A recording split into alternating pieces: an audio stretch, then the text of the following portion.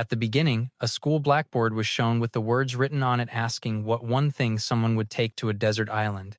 Sousuke was shown thinking in confusion, wondering why he was in a classroom when he was supposed to be sleeping at home, and questioning whether this meant he was dreaming. From behind, a boy reacted in surprise and questioned whether this was a classroom, while another girl looked outside the window and remarked that everything outside was completely white, concluding that it had to be a dream. Other students were shown talking, after which Sousuke recognized the faces around him and realized that they were the members of Class A. He reflected that the realism was extremely convincing and that it did not feel like a dream at all. Chiyu then spoke about the desert island question and asked Sousuke what he was going to take. Sousuke thought to himself that even his childhood friend from kindergarten had been recreated with incredible realism, and despite the situation, he made an inappropriate observation about her appearance. Chiyu reacted by calling him perverted, and Sousuke immediately apologized. Sousuke then reflected that even the reactions felt realistic. While blushing, Sousuke recalled that the topic was about what to take to a desert island. Students around them began giving answers, mentioning smartphones, insect repellent, sunscreen, Coca-Cola, and crisps so they could share.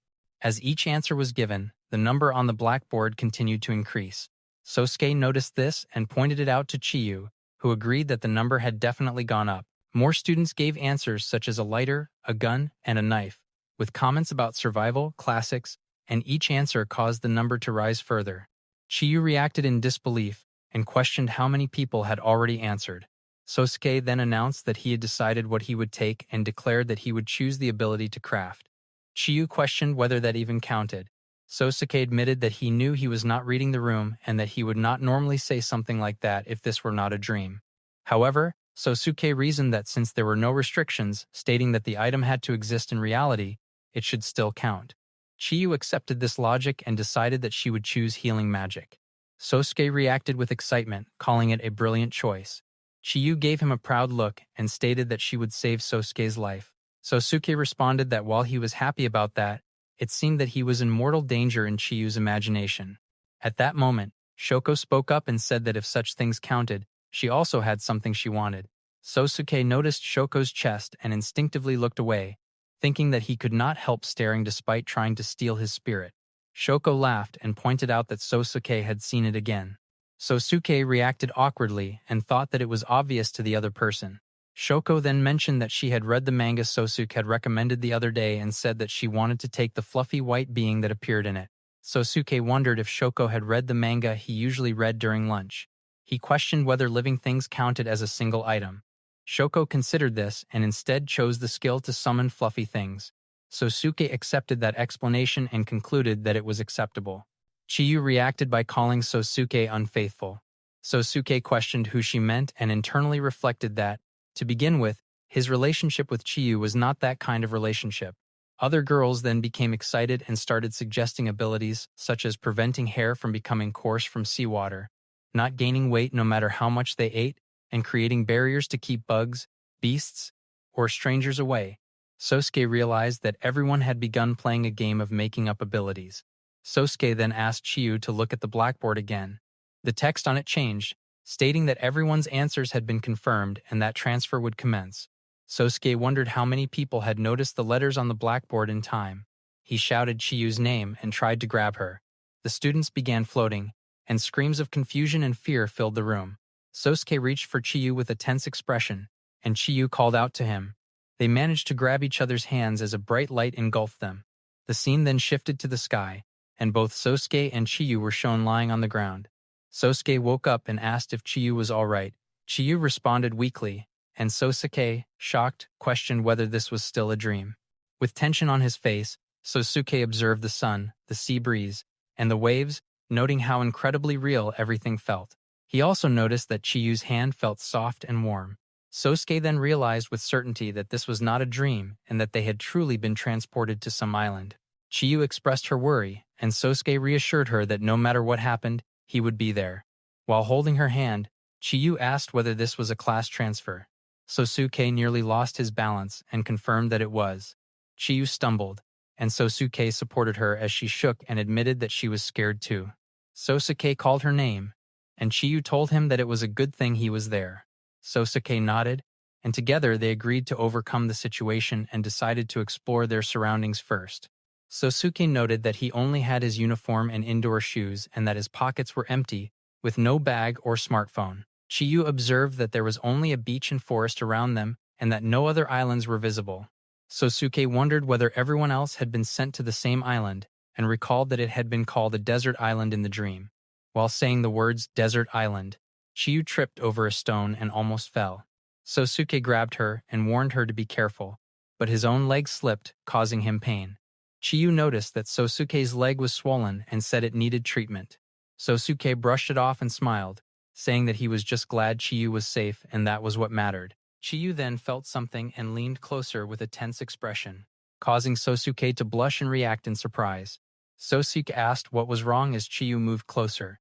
Chiyu said that she might be able to manage it and then activated healing magic with basic healing. Her hand glowed, and Sousuke's leg was healed. Sousuke reacted in shock and excitement as Chiyu explained that it seemed the mysterious blackboard really had given her skills. Sousuke called it incredible, while Chiyu blushed and said she was embarrassed. Sousuke reflected that he had gotten flustered because Chiyu had come so close so suddenly. Chiyu then asked about Sousuke's ability. Sousuke realized that he might also have crafting skills but wondered how to use them. Sousuke suddenly felt something and began glowing. Chiyu called his name in concern as Sousuke realized that he had figured out the crafting skill. Sousuke extended his hand, which glowed, and a window appeared. Sousuke observed that a screen had appeared and identified it as the crafting skill interface. The screen explained that objects separated from the ground could be itemized. Sousuke tested this by picking up a nearby stone and itemizing it, causing it to disappear. Chiyu reacted in surprise as Sousuke confirmed that the item had been stored in an inventory. Sousuke explained that the inventory functioned as an item box visible only to him. Chiyu wondered whether a large rock would fit, but Sousuke discovered that it could not be itemized because it was still buried in the ground. Sousuke then tested seawater and realized that it also could not be itemized unless it was fully separated. Using a shell as a container, Sousuke successfully itemized the water and stored it in the inventory. Sousuke celebrated the success as the item appeared in the inventory list. Chiyu observed that items stored in the inventory could be used for crafting. Sousuke checked the recipes and found many available options. He reasoned that discovering and itemizing new materials might increase the number of available recipes, though other conditions might exist. Sousuke then noticed salt listed and realized that it might be possible to craft it. Sousuke concluded that if salt could be crafted, life on the desert island would become much easier. Sousuke then activated crafting, causing the window to glow. Sousuke reacted in amazement as Chiyu asked whether it had worked. Sousuke confirmed that it had and revealed the most important item to have when stranded, which was water, and then also showed that salt had been obtained. Chiyu reacted in surprise. Sousuke commented that compared to Chiyu's healing skill, his own ability did not seem very impressive. Chiyu immediately denied that and stated that Sousuke's ability was extremely useful for surviving in that place. Chiyu made a puffed-up expression, which Sousuke noticed, causing Sousuke to laugh and agree that Chiyu was right. Chiyu then asked whether the water was safe to drink. Sousuke confirmed that the description stated it was safe. Chiyu questioned whether the salt and water had been separated from seawater and whether impurities had also been removed. Chiyu further mentioned sodium chloride and recalled that they had studied it in chemistry class. Sousuke realized that Chiyu was right but noted that such elements were not present. Chiyu wondered whether the result depended on how the user perceived it or whether there was some rejection factor involved. Sousuke admitted honestly that he did not know. After thinking about it, Sousuke suggested that the system might be simplified like a video game. Chiyu questioned the comparison, and Sousuke explained that in video games, weapons usually retain their original performance forever, and that concepts such as wear and deterioration often do not exist. Sousuke reasoned that this was done to avoid breaking immersion and suggested that this might be the same reason why Nagari was omitted. Sousuke further explained that even the crafting skill likely worked under the same principle, because if items were displayed using chemical formulas, Sousuke would not be able to use the skill at all. Chiyu agreed with this explanation. Sousuke then internally wondered whether Chiyu was trying to look like a crab. Sousuke concluded that what had been given to him must be a creation skill designed specifically under the assumption that Kuno Sousuke would be the one using it. Though Sousuke admitted this was only a guess, Sousuke then wondered whether Chiyu's healing magic might also work in the same way. Chiyu suddenly recalled something and explained that when she had chosen healing magic with the image of a white mage, It had come with an extra spell. Sousuke reacted with interest as Chiyu asked Sousuke to show his hand. Chiyu closed her eyes and activated Purification, causing her hand to glow and the dirt on Sousuke's hand to be completely cleaned. Chiyu explained that the magic sterilized and cleaned wounds or designated areas. Sousuke reacted by praising how useful it was.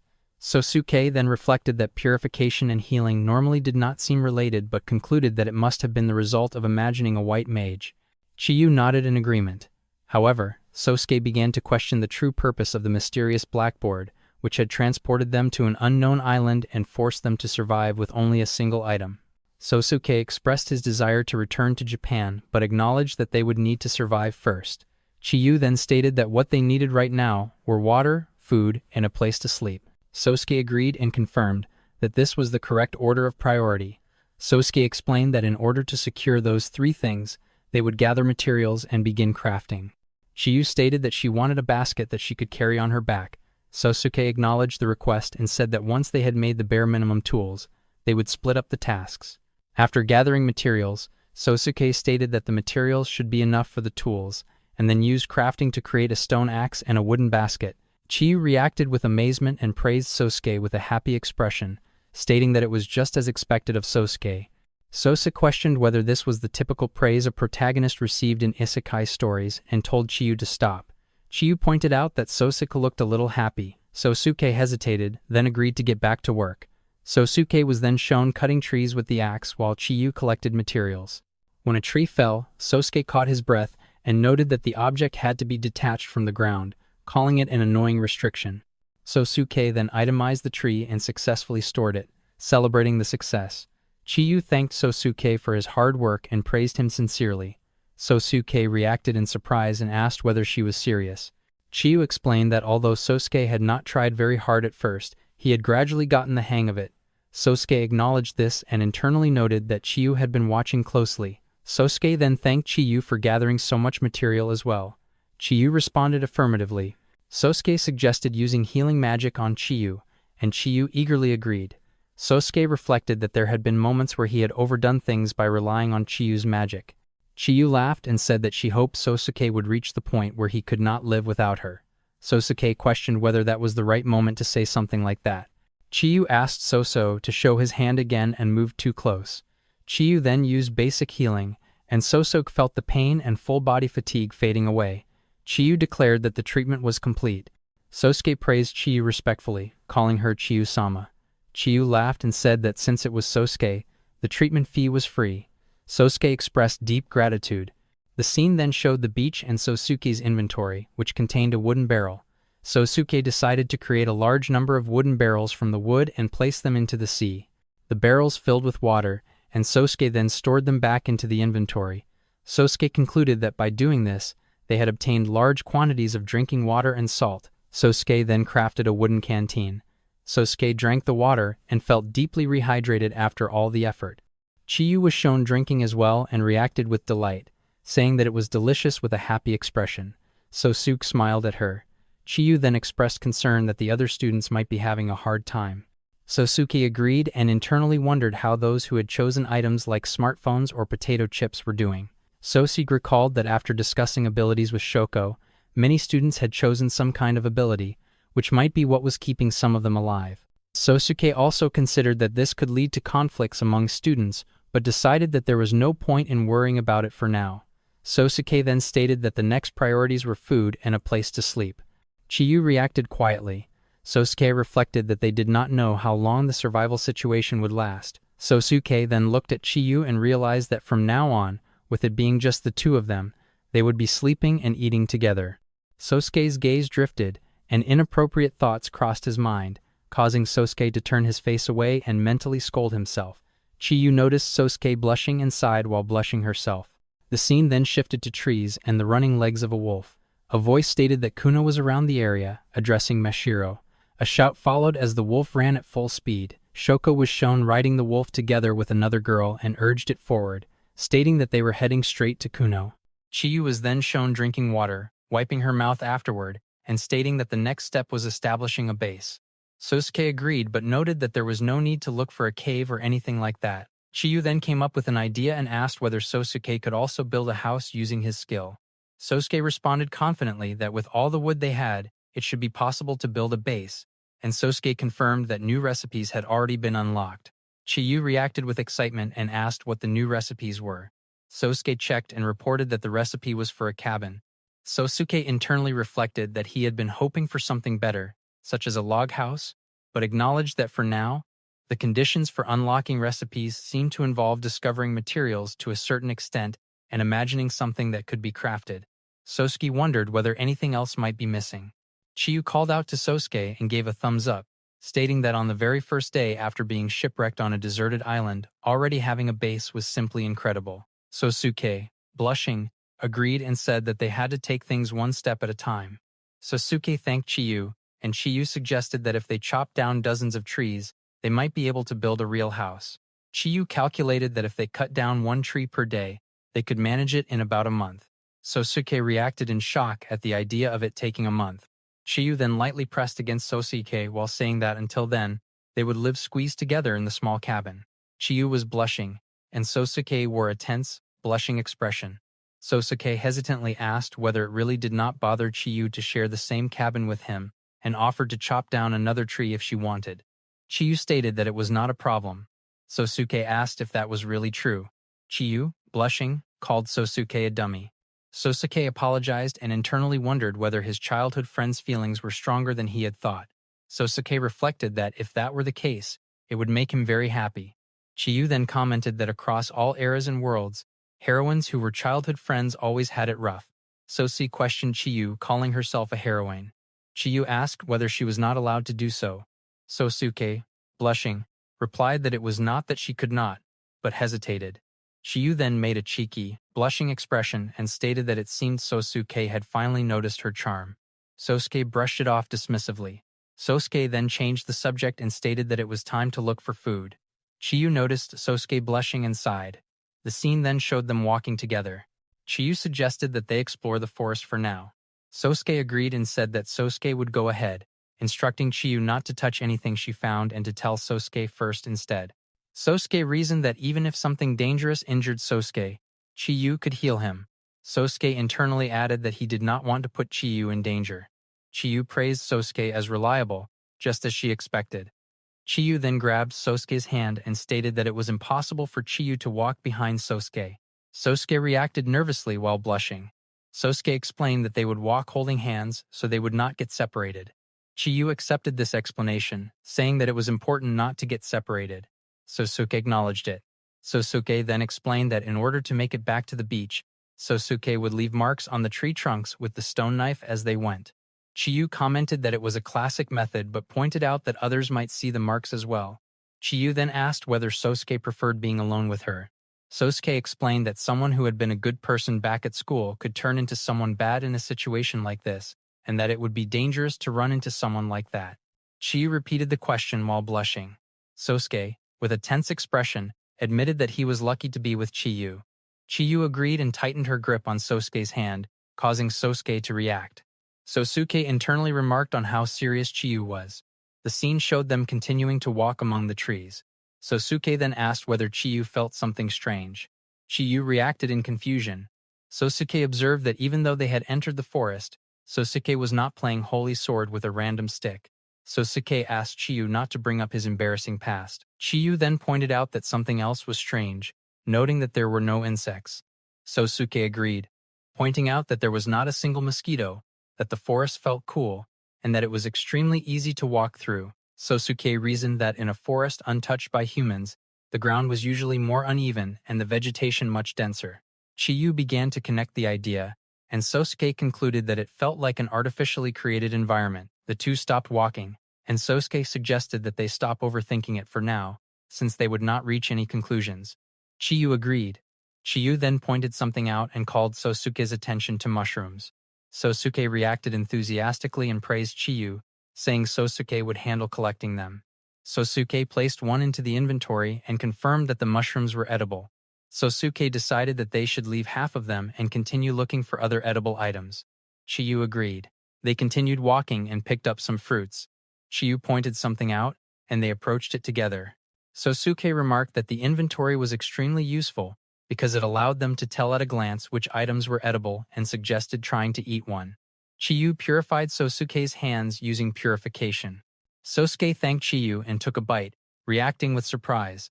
Sousuke confirmed that there was no problem and that it tasted incredibly good. Chiyu also took a bite, made a happy expression, and commented that everything tasted better when hungry. Sousuke agreed and suggested gathering a few more edible items before heading back. As they walked, Sousuke noticed Chiyu's chest moving with each step and internally remarked on it. Sousuke then noticed something ahead. They arrived near a cliff, and Chiyu observed that it was tall and did not look climbable. Sousuke proposed making the area a base candidate, explaining that it would be a perfect spot for placing the cabin and making a campfire. Chiyu agreed and noted that it would be difficult for others to find the place. Chiyu concluded that this place would be their base. Sousuke agreed. Chiyu, wearing a happy expression, referred to it as a candidate for a love nest. Sousuke reacted nervously and asked what Chiyu meant by love nest. Chiyu imagined Sousuke transforming into a beast while she was unable to stop it. Sousuke responded that Sousuke would never attack Chiyu unless Chiyu wanted him to.